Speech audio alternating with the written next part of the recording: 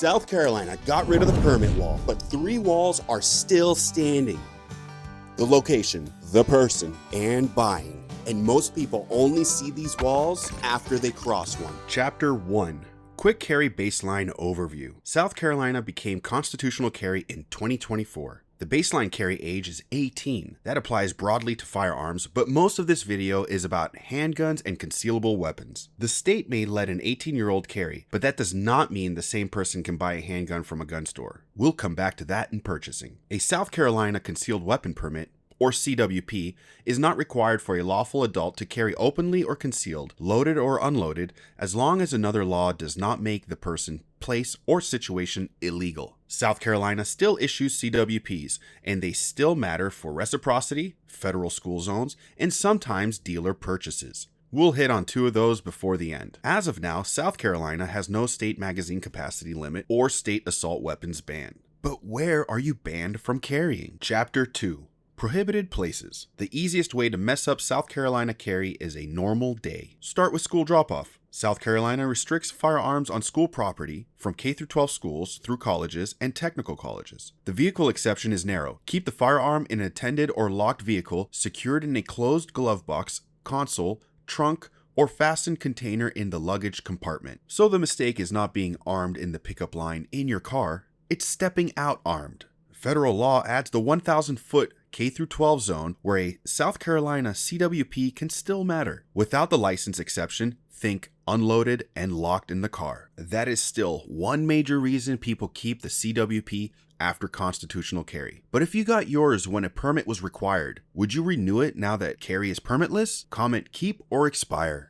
Next, you handle an errand that takes you to a civil building. That errand can pull you into restricted government spaces, police facilities, jails, prisons, courthouses, courtrooms, polling places on election day, governing body, offices or meetings, public buildings where a court is being held, and publicly owned buildings unless express permission applies. Then come the personal stops. Churches need permission from the proper church authority. Medical facilities need express authorization. Another person's home needs permission from the owner or person in legal control. And by lunch, you walk into a sports bar. A restaurant that serves alcohol is not automatically off limits. You can carry there if otherwise lawful, but you cannot drink while carrying. But before you sit down, check the door. South Carolina no carry signs need the required wording, handgun symbol, size, and placement. At regular businesses, it's mainly trespass. At alcohol serving businesses, it can also trigger the alcohol premise law. Either way, leave if told. After lunch, you swing by the post office to drop off a package. State carry law does not override federal facilities, federal courts,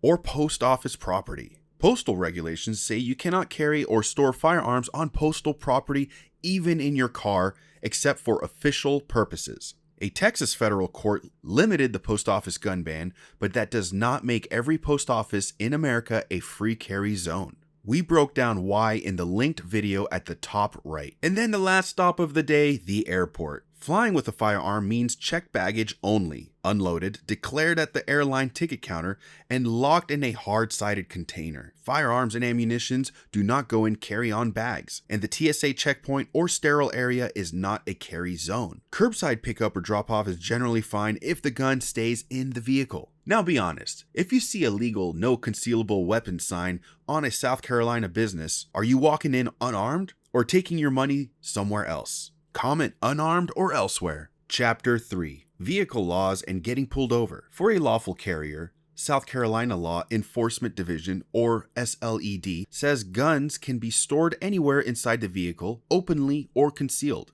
That can mean console, glove box, bag, seat, trunk, or on your body, unless another law changes the answer. So pay attention to where you park. Now the traffic stop question. Do you have to tell the officer? Well, during a traffic stop, South Carolina does not require a CWP holder or a permitless carrier to automatically notify the officer that they are carrying. If asked, don't lie.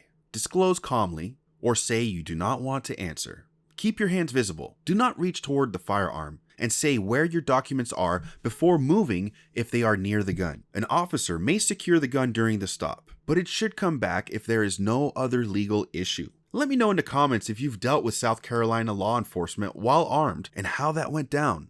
Chapter 4. Prohibited people. We're at the second wall, and that's the person. The gun can be carried legally, stored legally, and bought legally by someone else and still be illegal in your hands. South Carolina blocks firearm possession after certain convictions punishable by more than 1 year, unless an exception, pardon, expungement, set aside, or rights restoration applies. And because this video is mainly about handgun carry, South Carolina also has a handgun-specific list. People convicted of a crime of violence, fugitives from justice, habitual drunkards, drug addicts, people adjudicated mentally incompetent, members of a subversive organization, and people a judge has found unfit to carry or possess a firearm. South Carolina also restricts firearm and ammunition possession after certain domestic violence convictions. Federal law adds its own prohibited persons list, including convictions punishable by more than 1 year, fugitives, unlawful drug users, certain mental health adjudications or commitments, certain immigration statuses, dishonorable discharge, qualifying protective orders, and misdemeanor crimes of domestic violence. Marijuana is still a federal gun issue.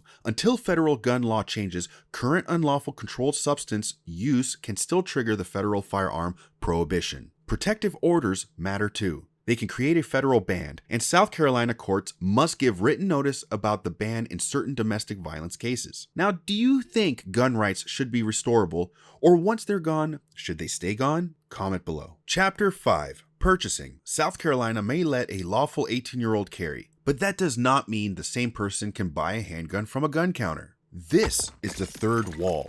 Buying. At a licensed dealer, the buyer fills out ATF form 4473 and the dealer runs the federal background check process called NICS, unless a valid exception applies. That answer comes back in one of 3 ways: proceed, delayed, or denied. Federal dealer age rules still apply. From a licensed dealer, it is generally 21 and up for handguns, handgun-only ammo, frames, receivers, and other firearms. 18 and up for rifles, shotguns, and their ammo. South Carolina has no mandatory waiting period or permit to purchase system, but no state wait does not mean no delay. A normal NICS delay can run 3 business days, and some under 21 dealer checks can stretch to 10. The CWP can make purchasing from a dealer easier, and ATF lists the South Carolina CWP as a qualifying alternative to a NICS check. But ATF also says an FFL is not required to accept the permit instead of running NICS. Private sales are different. Not law-free. You cannot knowingly transfer a gun to someone who is prohibited, and handgun transfers have extra age rules for anyone under 18. And you cannot use another person